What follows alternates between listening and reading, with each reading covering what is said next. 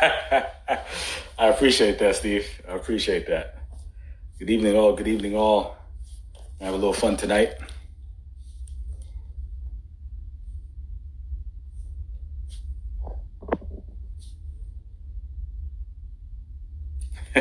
Come on, you know we support each other. We all support you. She's coming on now. She'll be on momentarily.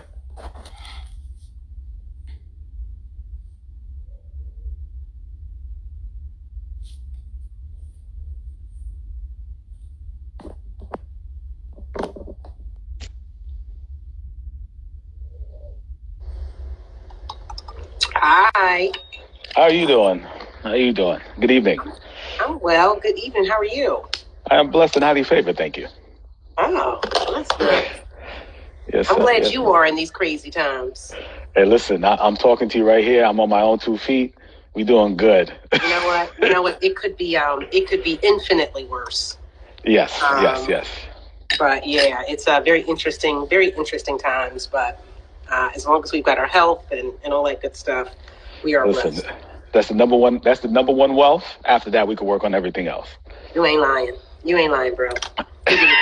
Hit me together. So obviously we're letting a couple people jump on, but in the interim, obviously I know who you are, but not everybody might not know who you are. Just in case, introduce yourself. Yep. So I'm Ayesha Selden. I'm here on IG as at Ayesha Selden. I'm on Twitter at Ayesha Selden. I'm a local investor here out of Philly. I invest in real estate. I invest in stocks. I invest in. I have a franchise. So it's interesting because I kind of see like people call me like the auntie of real estate. But it's like real estate is just one of the ways. I'm not married to any one asset. So that's kind of my background, my story. Now, it's interesting that you say that. This is something that I've spoke about before. Explain to the folks why. Notice what you said. You're not tied to any one asset. So tell them a little bit about why you diversify, kind of how you invest, and where you want your money coming from. So my background is in finance. I'm by trade. Actually, next month, June 28th, I will be 20 years in as a personal financial advisor. So by trade, I'm a licensed stockbroker. Congratulations. Thank you. Which most people don't know because I don't talk about that very much on social media. Largely for compliance reasons. We've got to be kind of careful about like advice, giving advice via social media. So as a financial advisor by trade, I'm trained on the benefits of diversification and asset allocation. Not every, as an investor, I don't want assets that are positively correlated, which is basically a fancy way of saying I don't want all of my assets going all up and all down at the same time. So I like stocks and I like business revenue and I like real estate because if one of those particular sectors takes a hit, the other one may be doing well. For example, in a black swan event, which is COVID, the stock market, you probably watched mid to late March, drop significantly. Yes. My real estate values didn't drop at the same time. So I like the diversification because when one piece of my portfolio is struggling, not everything is struggling. I think that's important because it's funny. I talk to real estate investors quite a bit, and real estate investors tend to be real estate only people. They're my real estate partner, my closest real estate partner. She's not a stock person. She's got other businesses, so she's not just real estate. But I kind of caution folks to make sure that they are diversified across multiple asset classes because you never know what's going to happen in one particular sector. Absolutely. I think, one of the issues that we have with many of the people that follow us is that they're very new into the game. So it's difficult to kind of have that conversation for the fact that we're trying to get them to do one thing, at least one thing. And obviously the space that we profess on Instagram or these social media outlets is real estate. So, but I do try to throw in and sprinkle, because just so you know, for a little background on me, once upon a time, I was an equity trader.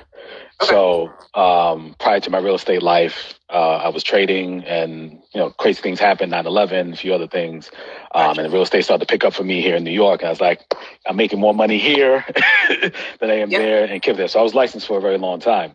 So Okay. I try to sprinkle that to people like, hey, listen, it doesn't has to be an asset, whether it be stocks, a business, real estate. There's something that makes you money without you working. You put the money there, it comes back to you in an excess amount of whatever return that might be. Yeah, absolutely. It's funny because I wish I could talk more about the stock piece, and eventually I'll retire and I'll be able to speak more broadly about it. But not everyone wants to be a landlord. So there's that component too. And my what I talk a lot about, and I've got an ebook that's launching, Mud to Millions. It should be out within the next 2 weeks. Nice. And I do talk a little bit more about the benefit of just owning something. It doesn't, I talk so much about real estate. I try to tell people individually and one-on-one that you really just got to own something. It doesn't have to be a building. You don't have to be a landlord. Not everyone wants tenants. So, I talk in a part of my book, I talk about what I call lazy millionaires. And I think that they're often overlooked, the folks that just save 10, 15, 20% of their pay into their 401ks and end up with $2-3 million in their 401ks by the time they're mid to late 50s or early 60s. I mean, that's still, that's still getting there. It may not be as fast as some people want to get there. We've all got our own journeys. Absolutely. But a lazy millionaire is still just that, a millionaire. A millionaire. Yeah. No, so it's funny, when I started this journey, starting to do these lives, I kind of mentioned that to people. I said, you can do it this way, you can do it that way, as long as you're doing something, right? Sure. I said, look, I'm not knocking anybody who got the typical 9 to 5, stacking away that 10 to 15%, and they know in 20 plus years they have a goal of being in their 50s or, like you said, early 60s, retire and have a nice nest egg. Yep. I said that's one way to do it. I said, to me, I would diversify. Like, listen, I got 9 to 5, I got a 401k, but I look at other things and other assets and use those to leverage other opportunities. One of the things, and then you can speak to this because you're obviously very well versed in this, is that not only do we need to own something, but we need to be financially literate. And that's one of the issues that I think many of our followers lack, is that they're not taking the time just to understand how money works and how leverage works and how this game is really being played. If you can't, listen, I know most of the people on this probably watched The Last Dance, right? So they know about basketball, but guess what? If they didn't know the rules, how can you win a game? So if you don't know the rules of money, how can we play and how can we win it? And then we can't complain about it because we're not trying to go find out what the rules are. Because nowadays you can't tell me you can't find the information, right? Yeah. No, I mean, sure. I'm probably the only person that didn't watch The Last Dance. I don't watch very much television, but everything that you said makes sense. It's just it comes down to just owning some stuff. And quite frankly, the thing I like about the ability to be that lazy millionaire is, quite frankly, there are a lot of people who have zero interest, zero time, they just don't have the wherewithal to even want to think outside of the mental space of what they already have going on. Maybe they work a lot, maybe they have 4 or 5 kids, like whatever's going on in their lives, and they just don't have the time to dedicate to learning how to be an options trader or a real estate investor or all the stuff that's just kind of really popular now. You don't have to know how this stuff all works to just tuck your money into an index fund and just kind of like let it ride. You can literally, as long as you can come up with a game plan that allows you and affords you the opportunity to pay yourself first and pay yourself at least double-digit percentages of your income. So you should be saving at least 10% of your income first. That secure your own mask first. You none of that. You don't have to get into the rocket science. You don't have to get into the nitty-gritty. You could literally just do that indefinitely, and you'll be fine. But we overcomplicate stuff. It's crazy. So when I was in the finance game for a little bit, I was in your side doing the personal financial planning, things of that nature. And one of the reasons I was able, I broke a rookie record at the time where I was at for opening up new accounts, but with mutual fund accounts. And the reason I was able to do that, because I explained to everybody, I said, listen, can you save $50 a week or even $50 a month? They're like, yeah. I said, They said, but I don't understand the stock market. I said, you don't need to understand the stock market. Just know if I put you in this index fund, which all this means is covering the S&P 500 for everybody out there or something else, but usually the S&P 500, historically is average anywhere between 8 to 12%. So let's say 10. And you just stock that up. And I showed them the calculator. I said, oh, you don't have to do anything. Just put on auto. Set it, it's your check. Like as soon as your check hits, it pulls. You don't see it. You don't remember it. $50 ain't going to change your life. Next thing you know, 10 years from now, 20 years from now, you got a couple stacks, a few hundred stacks, maybe a couple million stacks sitting right there in the bank. And people were jumping at that because it's like, oh, is that simple? I was like, yeah, it's that simple. You know, it's funny that you say that because so I always say I had a second coming. You know, I had two comings of age. And, you know, my first one was growing up as a kid in the hood in South Philly. And my second coming of age was as an adult, right out of college, being trained and hired and developed as a new financial advisor. And it took like my leaders to kind of explain to me, here's why you invest. Here's why you take a portion of your proceeds or a portion of your income and dedicate it to long-term building wealth. And one of my leaders really early on, he said, look, I've been buying American Express stock through like just a direct purchase for like the last 30 years. And he showed me his investment portfolio. I mean, like millions of dollars in American Express stock. And he's like, I've been just, it's now out of habit. I've been just buying it and I just reinvest all the dividends and I just keep this thing going. He's like, and I don't have to like show up for anything. I don't vote when they send me these proxies. I don't answer a question. I don't pay attention to it. I just keep doing it and I do it religiously. So I was like, all right, so I'll start buying American Express stock. And I think I started out at like $50 a month or $100 a month or whatever I was doing. And I just kept doing it. And as American Express went up, it went down. We had 9/11, we had 2008, we had all this stuff. And I just kept buying the thing. And I said, it's American Express. It's probably not going anywhere. And I'm a loyal card member. So I feel good. Like, you know, I feel fine paying my annual membership because I get more than that in dividends. So if you can just commit to systematically saving and building, it's amazing how, you know, you don't even really have to work for it. I think that most people look at people like myself and other real estate investors like you and think, you know, I don't want to do all that work. You don't have to. You don't have to do any of that. What's crazy is, and I mean, I have to shout him out, and I will after this, but, you know, I watched the thing on Earn Your Leisure with Wall Street Trapper, and he said all he does is, I own an AT&T phone. So I buy enough AT&T stock, it's a dividend-giving stock, so that the dividend pays my cell phone bill every month. Like, these are different ways we could think that goes, you know, and again, it's not difficult. It's just a simple, you know, 1 + 1 is 2, 2 + 2 is 4. And if I keep doing that, this could work in my favor versus having compound interest is what we're talking about. We're working against us with credit cards and the other debts that people get themselves into.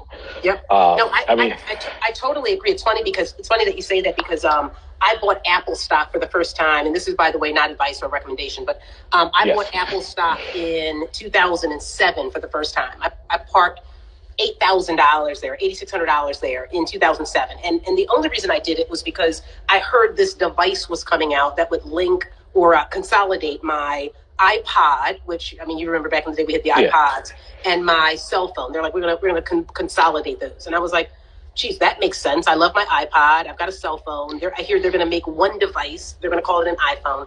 So I put $8,600 in the stock, and I just let it ride. You can't imagine how many people over the years told me to sell it, get rid of it. Their products are going away, like whatever. All the stuff. Steve Jobs died. Like 1,000,001 things happened. And now my holdings, and people wonder, like, because I buy a new iPhone every year. I mean, I'm like an iPhone addict. And people are like, well, you know, you waste that money buying an iPhone. And I'm like, my dividends alone more than pay for what I pay for an iPhone. You know, like Apple buys my iPhone every year. So, you know, so he's entirely right. You know, if the products that we use, and people try to overcomplicate these things, they try to, you know, I always have people who are like, well, I don't want to buy a good, valuable company that I do business with, which makes no sense to me. Like, buy who you do business with, right? Like, let's not make it rocket science. So people are always saying to me, Ayesha, I want to find that next best thing. You know, I want to find the Apple of, you know, before it was Apple, or I want to find like the Google before it was Google. And what I try to tell people is the likelihood of you finding that small company that's going to turn into an Apple, or that's going to turn into a Google, or it's going to turn into, you know, whatever.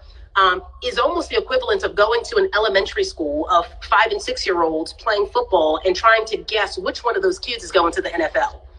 Now, statistically, none of them are going to the NFL. You know that none of them. Like statistically, one of those kids has a better shot of getting struck by lightning than going to the NFL. The likelihood of you picking that small company, unless you have inside information, or things that most of us just don't have, the likelihood of you picking that next best apple or that next best company that's going to be that massive is literally like, trying to pick which 5-year-old based on their skill sets at the time are going all the way to the NFL. And it's probably not going to happen. A very interesting statistic, and I talk a little bit about this in my ebook, a very interesting statistic is that the stock market, if you look at like a 40 or 50 year range, the stock market averages, I think it's a number like 11% average annual rate of return, right? The average investor, however, over the exact same time frame gets like 3%. And if you think of all the reasons why, and there are a number of reasons why, but one, most of us tend to overthink things. Two, we tend to let our emotions govern our decisions around when we buy and when we sell. I mean, you know how it is. Greed and fear. Or we think that we're smarter than we really are. We think that, no, I'm a trader and, I can do all these sophisticated advanced strategies. And, nobody talks about the losses. Everybody talks about the wins, all the gains. And, oh, sure, yeah, I bought this stock and I sold it, up 3,000%. But nobody talks about when their entire portfolio got wiped out by a bad trade. Yeah, so, it's a beautiful thing. And I know a lot of folks who are on this are like, hold up, I thought these two were real estate investors. No, we are investors. We are investors. Let's keep it clear. That's what most people need. Like that, and that's what I try to explain to most people. Like, I am an investor. I'm not a real estate person. I'm not a stock person. I'm not a franchise person. I'm an investor. And if the numbers, real estate happens to be my favorite investment because I can, with a reasonable degree of certainty, I can predict what my return is going to be. You know the drill. Like if I know what the rents are in the area, if I know what I can acquire the building for, after you've done enough buildings, you can pretty much determine what your rehab expense is going to be. So with a reasonable degree of certainty, I can estimate what my return is going to be. Absolutely. The only thing I can't estimate, and this is what I don't bank on, and you've probably heard the saying, there are multiple kinds of real estate investors. I typically look at, are you a cash flow investor or are you looking for appreciation? Because I can't bet on appreciation. I have no idea what a neighborhood's going to do. I don't know if it's going to gentrify. I don't know if it's going to stay hood. I don't know any of those things. I can look at city plans and that kind of stuff, but I can't really guarantee that. Yeah, I can't guarantee it. So because of that, all I can estimate on is my cash flow. And if I get appreciation, God is good. But if I don't, and that cash flow is coming in, he's still good. So absolutely. Yeah. So that's why real estate is a preferred investment because I can estimate, how soon I'm gonna get my money back, and that's always the most important thing to me. Absolutely. So, as a matter of fact, that's one thing I want to speak to because one thing, everybody does investments, or let's call real estate investments, this is what we're talking about, a little differently. And you are known as a very conservative investor, right? Yeah. Everybody has their own thing. So I want you to speak to that and why you do it your way. Now, again, everybody, she does it her way. I do it my way. Everybody has their own way. You have your own level of risk tolerance. But I want her to explain why she's conservative and why she moves the way she moves. Yeah, like you said earlier, one of the points that you made is that there are a lot of newer investors in this market. Yeah. I own property. I own real estate in the last recession. In fact, I still own a property. I bought a property in 2007 that I couldn't sell today, 13 years later, for what I owe on it. So I know how bad things can get. And it was actually a property that I lived in up until 2014. So I lived there from 2007 to 2014. And then I rented it when I moved into the city. So, and I lose probably about $600 a month on it. So fortunately, I've got a very strong rent roll. So it kind of just gets absorbed in a very positive cash flow portfolio. But in my mind, I think, I could have thought that was a great investment and bought, it's a condo. I could have bought 4 or 5 or 6 of the condos in that particular building thinking, hey, this is a great investment. This is going to go really well. And the $600 a month I'm losing could have been magnified by 4 or 5 or 6 or 7 or 10 or however many that I bought. So I understand how bad it can get. And there were a lot of investors that bought at peak levels of the market that still haven't recovered. I mean, there are millions of Americans. I think it's 5 million Americans that are still underwater on their investment properties from the last crash. Like still. So here we are, many, over 10 years later, they're still underwater that haven't fully recovered from the last recession. So why am I a conservative investor? Because I saw how bad it got. I remember in 2011, I couldn't find a wholesaler. I remember in 2011 buying properties from investors that had bought them. In 2011, I was buying in South Philly, and there were investors that had bought at the peak of the market back in like 2006, 2007, even into 2008, where things were still relatively high here, at least in Philly, and they were losing their shirts. I saw it. I mean, I saw what the leverage was doing to them, and they thought they were really, really clever. And I get leveraging to scale. You want to borrow in order to magnify your potential gains. But I saw how badly that could go. I saw how badly it went. So I said, that's not going to happen to me. And I think that also, to be very honest, I think that as women, we tend to be more conservative. I could be infinitely more wealthy than I am if I were willing to take on more risks. But I got to sleep at night. I gotta know that, and I'm in a position where, because I played it conservatively, where if all of my tenants didn't pay their rent, I'd be okay. No, and that's something to be said, and I salute you for that. I know I'm a tad bit little riskier than you, because I don't mind a little more leverage, but I try to use leverage in a very conservative fashion. So whereas some of these people thought so I learned the hard way. Just to give you a little bit, I bought in 2006, bought a 3-family, but was so excited to be an investor, I didn't do my numbers. It was me and my cousin who were partners. We ended up buying something that cash flowed $200 a month. Now you already know where that story went. Right. So I learned that lesson through that one property. So I went through it. So you said you saw other people. I was that investor. But we somehow were able to keep our head above water, maintain the property, and it's doing okay.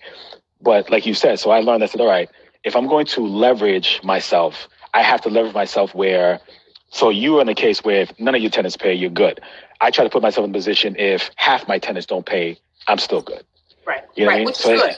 Which is good. I mean, because there are a lot of investors that quite frankly need like 80% of their investors to pay, or they're in like some, and it's scary. It's scary.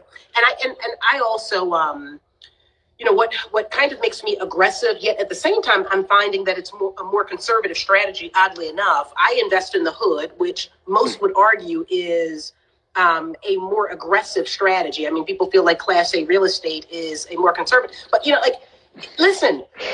I mean, April, I collected 100% of my rents. I'm already at 70% now, and most of my tenants straggle in between the 5th and the 10th. So I think I'll hit, if not 100% again this month, I'll hit. So folks in the markets that I'm investing in can still pay their rent. These Class A buildings, they're struggling right now. So it's some serious numbers.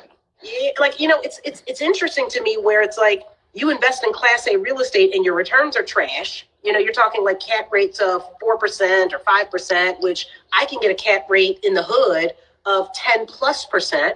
At least in my hood, I can get 10+%. But at the same time, in a market like the one that we're in, where unemployment has skyrocketed for obvious reasons, my little hood properties are still paying rent, but Class A is struggling right now. So I'd actually argue that the hood is a more conservative play. I tend to agree with you. One thing I'm going to stop real quick. Somebody put a question: what's leverage? So everybody, leverage just means loans or debt on a property. How much debt are we willing to take on? Ayesha is very conservative. She likes zero debt if she can have that, if possible, for the most part. And get rid of the debt as fast as she can. I don't mind debt as long as the debt is covered by. So to give you an example, how I think of properties, if I have a 4-flat or 4-family, 4-unit, however you want to describe it, if 2 of my tenants can pay everything I need on the property, that means mortgage, insurance, taxes, management fees, everything, I'm happy. Yep. That's it. Now, the only reason I tell people it's anything different, if you live in the property and you can live for free, and then you have 3 tenants who pay it, it's still a win because you're living for free.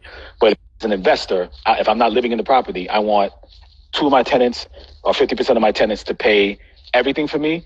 God forbid, if 2 can't pay, I still don't have to take money out of my own pocket. Yep. But leverage is just debt, just so everybody knows. So sorry to interrupt you. No, somebody else asked a question here. What's a cap rate? Cap rate, I mean, without overcomplicating it, is basically like your rate of return is the simplest way of putting it. One of the things that you pointed out really early on, Harold, in the conversation, you said that, or just a few minutes ago, you said your building was cash flowing only $200 a month. And I think that's a really good point to articulate. And people look at me like I'm crazy when I say, I would not buy a property that's only cash flowing $100 or $200 a month. Because in a recession, and most people they think rents don't go down or rents can't go down. In a recession, they can absolutely go down. I mean, if you look at, and there are different recessions, obviously, or different things that prompt a recession. But one of the things that can happen in a recession is excess inventory.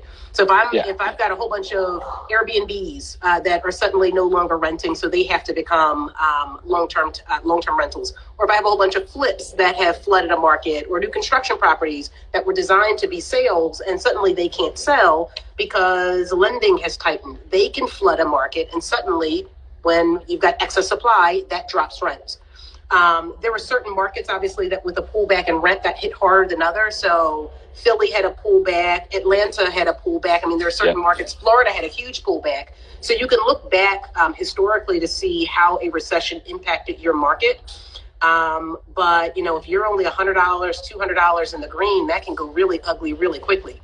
I mean, I know that. but it's even outside of just a recession, in a normal market environment, if you're only cash flowing $200 a month and you need a new roof, or you need an all new HVAC system, I mean, that's your profit for the entire year plus some. So no, listen, if for those who hadn't heard this story, we were cash flowing $200 a month between 2 partners. So we already know this was a bad situation. The tenant the next following year in our biggest grossing apartment, our 3-bedroom, was a drug dealer. Got raided, they destroyed the apartment. $5,000 came out of our pocket to pay for that. That's 2 years worth. If everything went perfectly, that was 2 years of our profit. So let me tell you, folks, that's why anybody who hears me talk, I said, if I'm not, again, I can't speak for anybody else. If I'm not making at least $1,000 a month on a property, and I've raised that number now, I'm just being very conservative. I don't even waste my time. I don't even look at it. It just doesn't make sense to me. Yeah. So what you're saying is we need a drug dealer security deposit. Listen, so what's crazy is, and I learned this from one of my mentors and then another management company, I'm not even taking security deposits anymore. Really? So I'm gonna put you. Maybe this is. I don't know if you can do this in Philly. So obviously it depends on the laws in each place. So what we do is we make them put what's called a eviction escrow. So I make them pay the equivalent of what it would cost me to go to court for escrow, and I tell them I need first month's rent and last month's rent, no security deposit. Interesting. Okay. So that way, God forbid they don't pay me. Number one, you're paying for me to go to court to bring you out the apartment. And then the second part, when the lease is over, I don't have to worry about if I kept the escrow. I mean, if I kept the deposit in the right account, because that's where a lot of landlords get stuck. And especially amateurs, they put their security deposit in the wrong type of account. And then when they don't want to give it back, and all of a sudden the person brings them to court, they not only do they have to pay the security deposit, but sometimes 2 or 3 months more of it because they broke the law.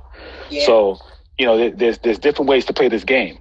Now we get into some advanced stuff, but to keep it simple, folks, do your numbers, make the math work. If it don't compute, don't put out the loot. That's my thing.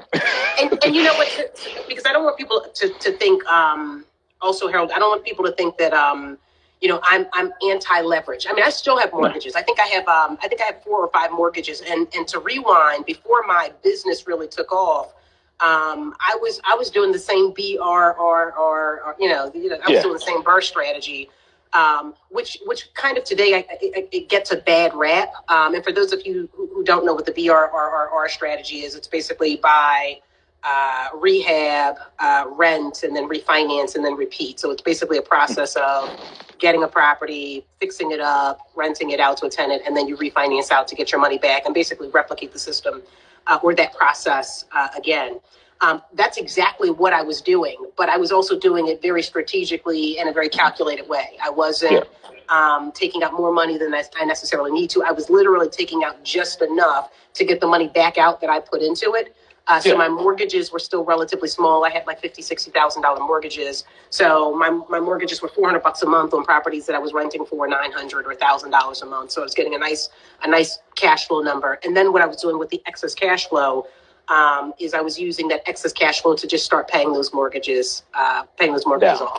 Yeah. No, and I mean, and you hear so many different entrepreneurs and investors and gurus, I should say, telling novice real estate investors to quit their jobs.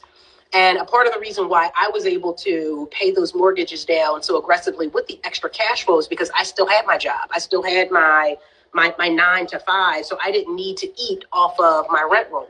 So I could take my rent roll, and I didn't have a property manager. I was doing all my property management. So because I didn't have those added extra expenses and I had my income from my job, I could use all of the cash flow from my buildings and just eliminate that debt as quickly as possible. So, and I'm glad that you said that. So I was one of those early, like when I was younger, I was one of those, right by the seat of your pants. I have to quit my job. I got to be able to eat off what I'm creating and what I'm making. And what I realized was I could do that, but it's nothing wrong with having your 9 to 5, leveraging that, and then building your portfolio so that way it could be a supplement. So something that I taught last week, which I really have to go to YouTube Live because I'm just getting pissed off at Instagram, is that you can use real estate or you can use another investment to duplicate a part-time job. So if you need to make an extra $1,200 a month, rather than you going to go get that extra job on the weekends or at night, save you money, make an investment that will return to you that $1,200 a month. Now you bought two things. You bought yourself time, which is more valuable than anything else. And you bought yourself some peace because now you can work your normal job and still have the income that you need. And technically you're giving yourself a raise every time you do it. You know what I mean? And don't have to worry about your boss giving you that 1%, 3%, 5% raise, which is somewhat insulting. So, and it's going to get eaten up in taxes anyway. And if you have an investment, you save more of that money. So, win-win situation. So let me ask you this. So if you were a starting investor again, you were brand new, this was day one for you, obviously knowing what you know now, how would you go about, transacting your business?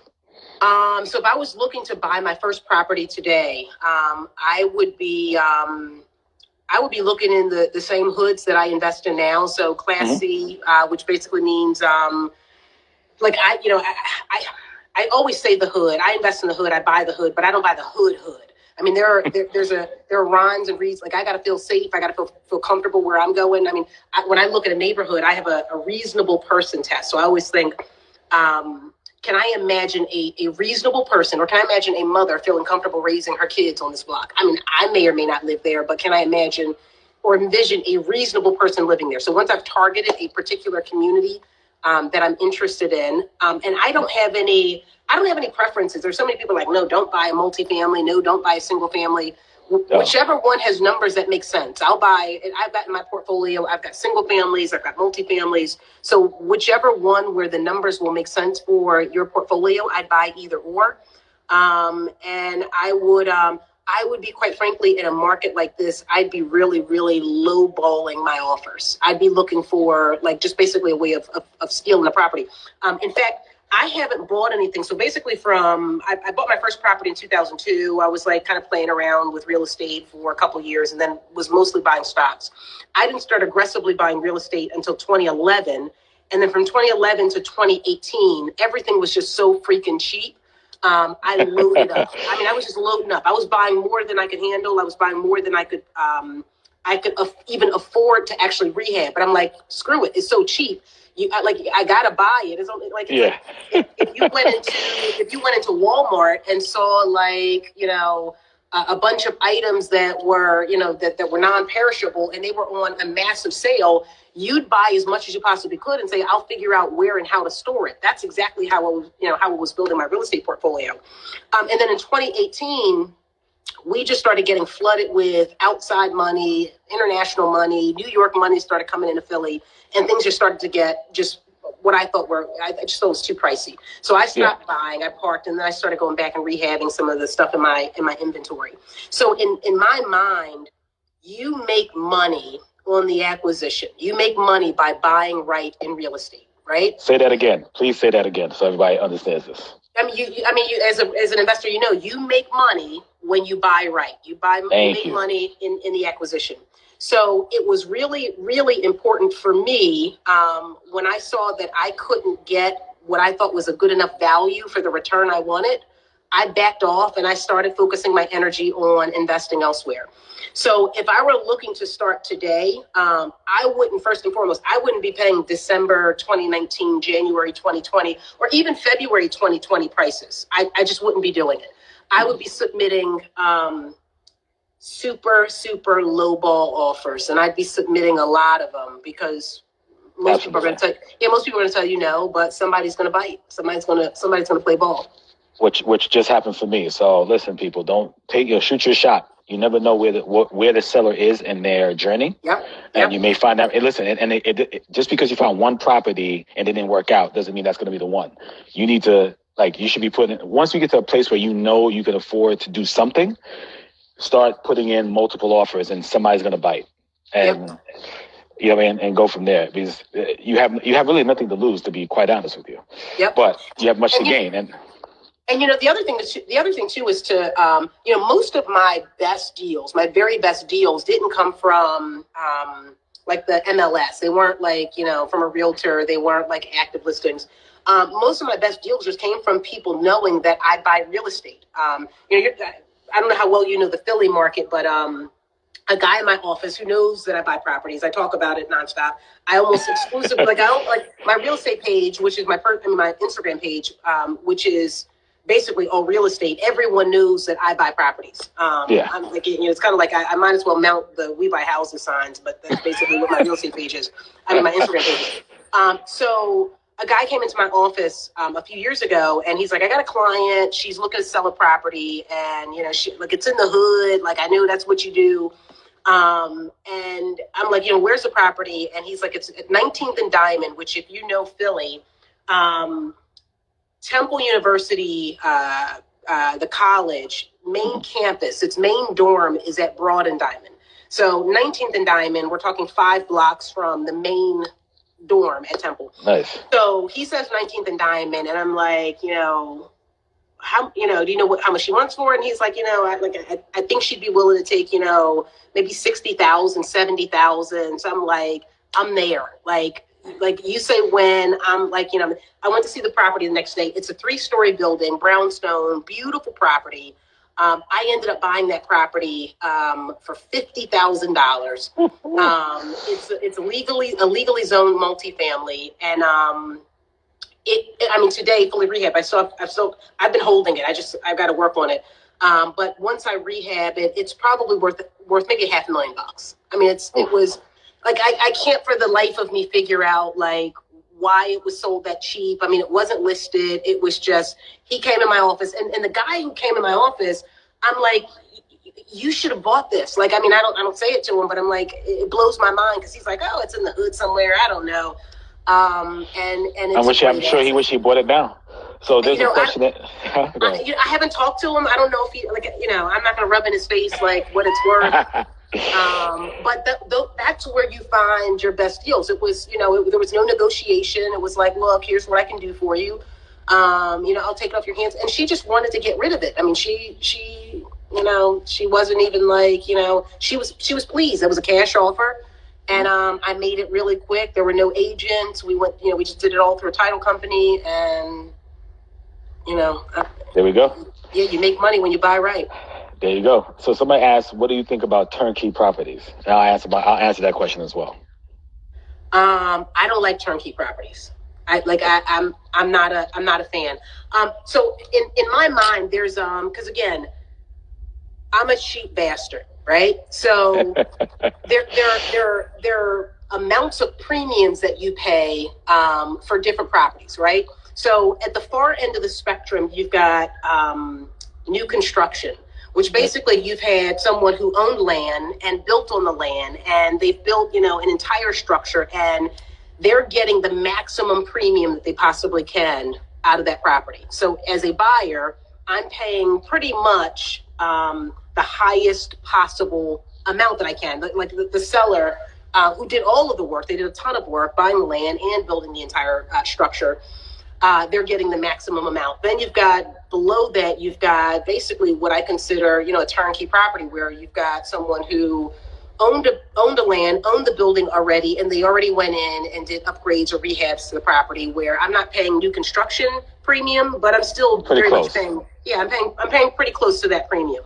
And then the next rung down the ladder is basically where you've got something that's, it's not a shell, but it's basically, it needs to be rehabbed. So my premium number goes down significantly. And then I've got, what would be like a shell, which is kind of what I buy, where, the seller's not really getting much of a premium at all, and I can get a property at a significant value.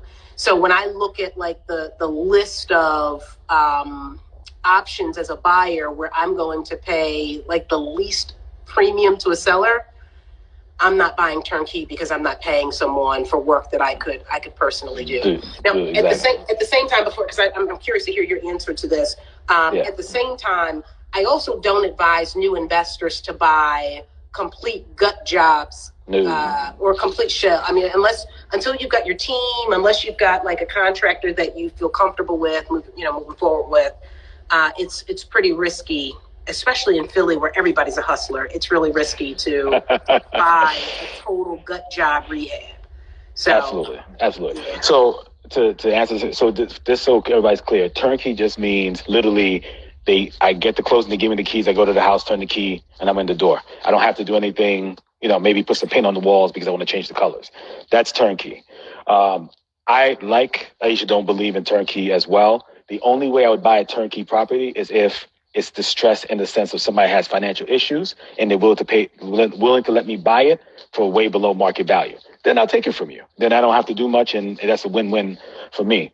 Where you find that sometimes it's short sales where somebody still lives in the properties, it might happen. And on rare occasions, you might find a foreclosure that somebody stayed and lived in and they have to leave, that still might not need too much. I am very much a believer of, I want to force the value so that way I get the maximum premium on my end, whether it be from a cash out refi or a flip or whatever the case is. Now, for beginners, what she said, I hope y'all all wrote that down. Do not mess with a full gut rehab unless you are a contractor or your family's a contractor that you trust, or like literally something of that nature, because the pitfalls, the headaches, like everything, that's the way people get turned off to real estate, because they try to take on more than they can chew. A new investor, what you should be looking for, listen, somebody didn't renovate the apartment for grandma lived there for 40 years. She didn't update the kitchen. She still got the pink tiles in the bathroom, but everything else is fine. And all you got to do is clean that up. That's the type of investment as a beginner you should be looking for. Anything more than that, you're doing too much. You're doing too much. It should be mostly cosmetic with occasional, maybe a roof, maybe a boiler, but those are things that are, again, easily changed in and out. And they kind of get a plumber, put it in, take it out, that's fine. But when you start talking about gut rehabs, it's almost like a new construction, to be honest with you. Yeah, no, and I 100% agree. You just want like a cosmetic, you don't want to be Teddy Riley on your first rehab, just doing too much. Like, do not do the most on your first rehab. Just make it, something nice and pretty, like paint, pull up the pink carpets, take grandma's couch with the plastic out, like you said, slightly upgrade the bathroom. Because you finish the floors. You can end up in a lot of trouble. And, I saw somebody on here comment, a bad contractor can turn your world upside down. Like, they absolutely can. I mean, they can destroy you. It's like game over, just messing with the wrong contractor. I've bought properties from investors who contractors screwed them over, 70% of the work's done, and then the contractor bail or whatever, and then they'll act like, I got to get rid of it. I'm done. I'm over it. Tap me out. And if I step in, I'm going to way lowball you. But I think that contractors do more damage to would-be investors than bad tenants do. Yeah, so let me give you guys a story so you guys understand why contracts are so important. I spoke with a lender. The lender didn't ask me about my credit. He asked me about the deal, and he said, "Who's your contractor? I need the list of the last 10 deals, the last 10 things that they've done, and any HUDs they've been on." This, that. They were more concerned if the contractor could finish the job than if I could execute. Wow. That's what the lender. Yep. They said, okay, the asset was good. We like that. Yep. I know you know what you're doing. Who is your contractor? Because we need to know that they can get it done. That's a smart lender. Very smart lender.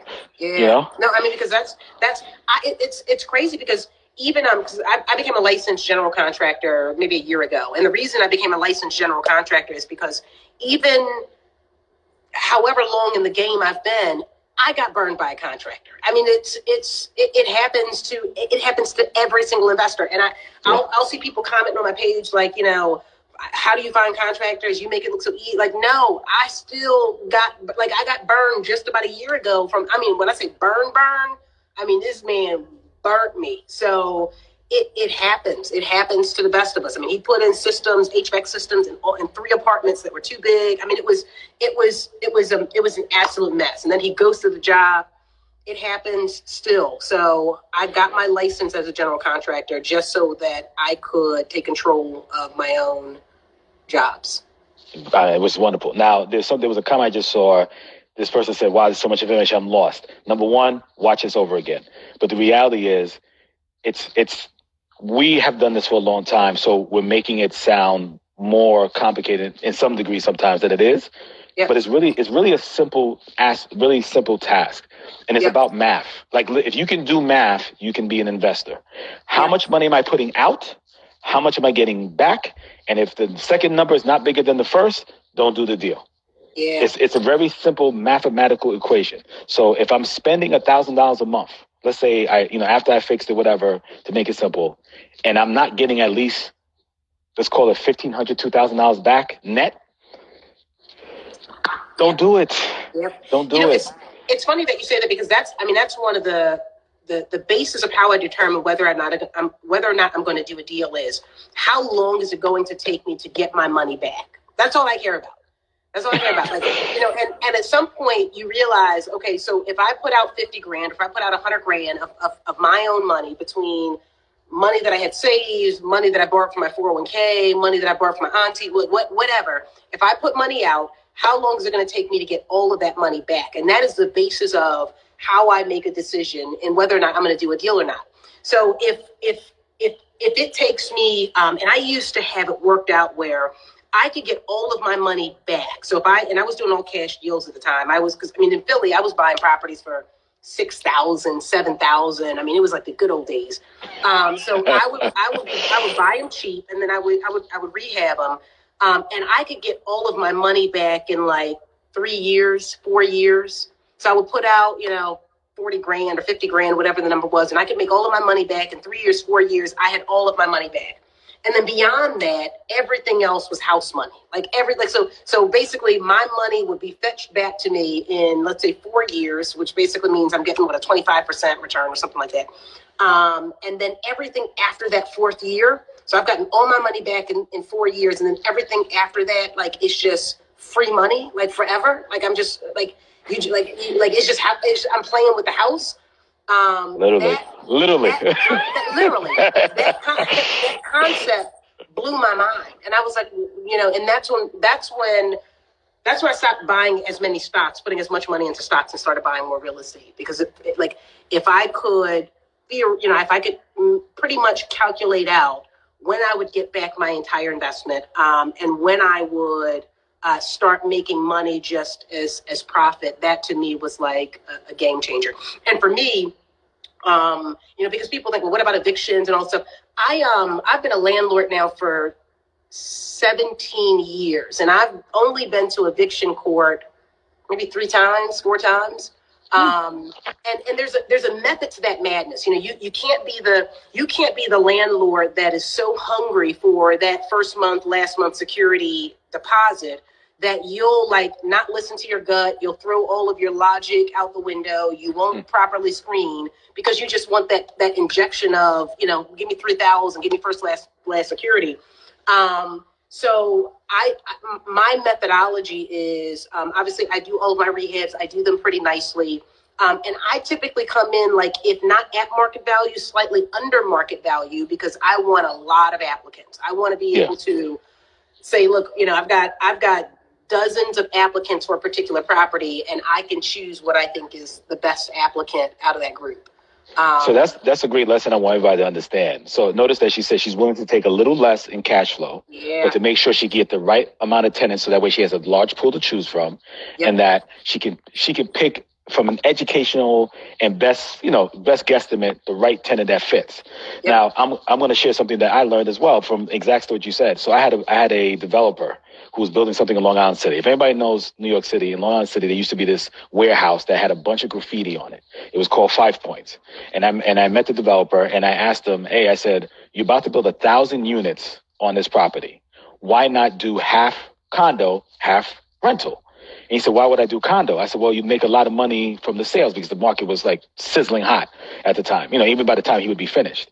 And he said, I don't need the money. I said, excuse me? He said, well, number one, I've owned this land since the 1970s. Number two, I'm about generational wealth.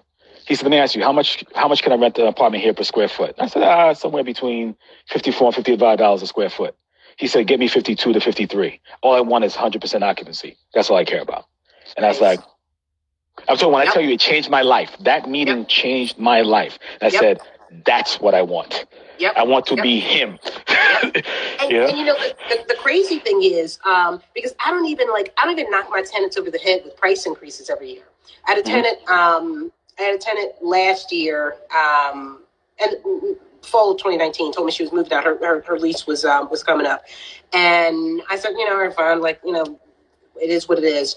And 2 weeks later, she was like, oh, I've been looking around, and is it okay if I stay? And I knew she would do that because I know that, based on what she's paying right now in rent and the quality of her place that she has, I'm like, where the hell are you going? You got to sit down somewhere. You ain't going nowhere. You're not going anywhere. And sure enough, she came back 2 weeks later and had, I guess, looked around and couldn't find anything. And for me as a landlord, if I knock people over the head with rent price increases, I'm going to have more turnover, which means now I got to repaint the whole house. I got a month without rent. I've got to go in there and fix stuff. But by the time I do all that stuff and I'm out of rent for, however long, you lost that increase anyway. I lost it anyway. So what's the matter? I mean, the only time I really, and in South Philly, I've had to do this quite a bit. The only time I raise rent is when my taxes increase significantly. And I'm very transparent with the tenants. I'll even my South Philly tenants, I even sent them the rent, the tax increases. Look, fam, I ain't making a dime off this increase, and here's why your rent's got to go up. Tell the city you're pissed about it. There you go. So there's a question in here. I actually saw it twice. I think it's the same person that asked. She asked, how is the market value of a property determined? It's based on comparable sales. So what an appraiser is going to look at is basically what other properties in similar conditions, similar size, have sold for in that area within the last 3 months or 6 months or so. Yeah, and let me add one thing to that. So for you beginners who are doing anywhere from 1 to 4 families, that is 100% accurate. For those who think they're about to do commercial properties, the cash flow is important. That's why I tell you folks, cash flow is king. Because once you get above 5, 6, 7 units, they look about how much money is that property bringing in. They'll take a little bit of a comparable, but it's really about what the cash flow. So you can have 2 buildings right next to each other. One is worth, and I'm talking about New York. One is worth 1.5 million. The other one worth is 700,000 because this building was smart enough to, make the rents where it's the most profitable. They've juiced everything they can out of it. So those are the 2 ways you count. But for most of the people on this line, worry about what everything in the area has sold within a half-mile radius within the last 3 to 6 months. which is the average. So just so you know, we have about 5 minutes left before this thing turns off. So two things. One, if you want to call it quits in 5 minutes, I totally understand because I know your bedtime's early. Or two, if you have a few more minutes, because I know there's a few more people, we can do a little bit more Q&A, like for another 10, 15 minutes after this one shuts off. So you let me know what you want to do. Okay. Yeah. If you want to, do you want to keep going, or you want to shut it off now, come back on, and we can do some Q&A? When we get close, so at about 28, 29, I'll let everybody know we're shutting this one down and we're coming right back on to do the Q&A, and then we can go from there.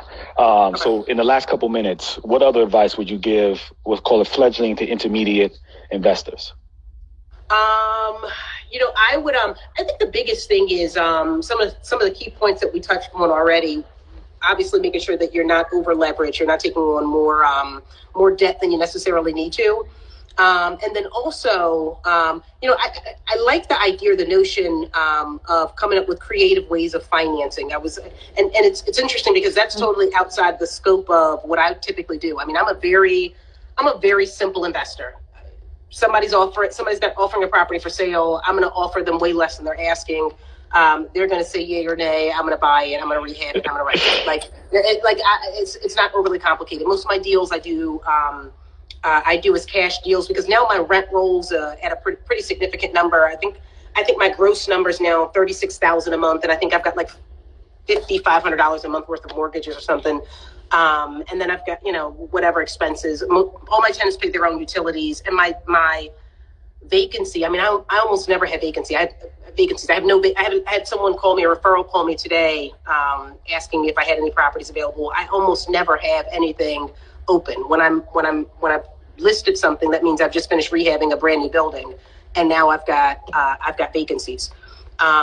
So I say all that to say, most of my new deals that I either acquire or my construction pretty much all comes out of my rent roll. Yep. But it's important to me to also make sure that investors know there's so many different ways of doing this successfully.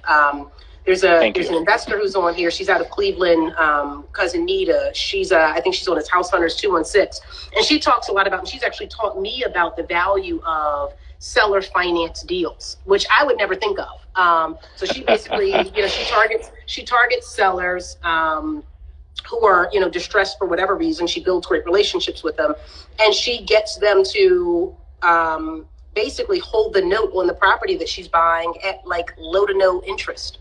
I mean, that's that's like a no-brainer. I mean, she pays them out over a 5-year period. And I mean, some of the deals are like no interest. So, you talk to the person who's saying, I can't find a lender, I can't find a bank who's willing to give me a loan. I mean, she's finding a workaround on that. I mean, what better deal in terms of financing is a seller finance deal at 0% interest? Who are you telling? I think Tony Robbins said it best. It's not about your resources, it's about how resourceful you are, and how much you're willing to make the deal happen and figure it out. Yep. And that's, I mean, honestly, folks, it creativity and just doing these type of things is how it's going to make you successful. Like, look, I've been a real estate broker for this August will be 18 years. The reason I've been able to, the average career of most real estate agents is anywhere from 2 to 3 years. The reason I've been able to survive for 18 years is because I've been known as the guy to get the deal across the finish line, because I figure out the best way to make it a win, make a meeting of the minds. And as long as that occurs, we get there. Same thing with, investing. Find a way to make it happen. So we got 1 minute left, so I don't want us to get automatically cut off. I'm going to shut down and I'm going to come right back on. I'm going to start doing some Q&A. I saw some questions that we'll answer as soon as we come back. All right. Okay. And you'll save this live, right? Oh, absolutely. Absolutely. Okay. All right.